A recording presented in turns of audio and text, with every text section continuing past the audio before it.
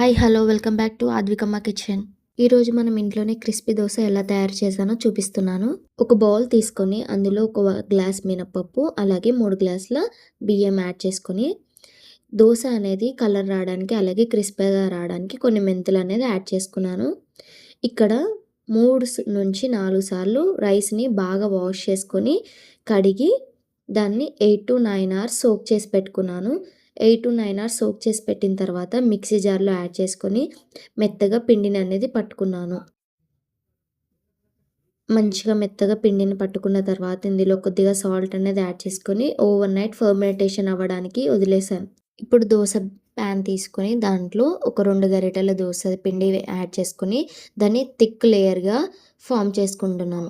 ఈ thick layer వేయడం వల్ల ఏంటిదంటే మనకు దోస అనేది చాలా సాఫ్ట్‌గా వస్తుంది. ఇది ఒక ఫస్ట్ మెథడ్ అండి దోస అనేది సాఫ్ట్‌గా రావడానికి.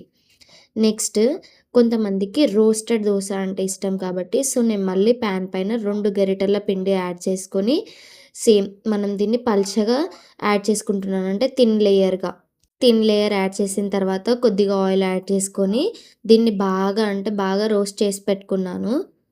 ఇది ప్లెయిన్ దోసలో సెకండ్ టైప్. నెక్స్ట్ థర్డ్‌ది వచ్చేసి మనకి క్రిస్పీ దోస వేస్తున్నాను ఇక్కడ.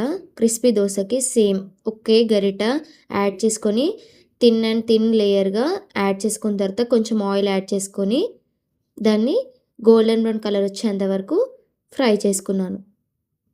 అంతే, బయట హోటల్ స్టైల్ ప్లెయిన్ దోసలాగా మనం ఇంట్లోనే ప్రిపేర్ చేసుకోవచ్చు.